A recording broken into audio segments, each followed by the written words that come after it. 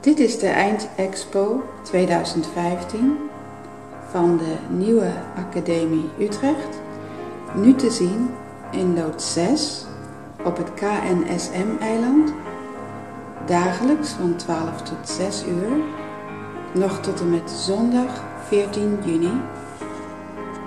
Kijk voor nog meer informatie op nieuweacademie.nl/galerie.now.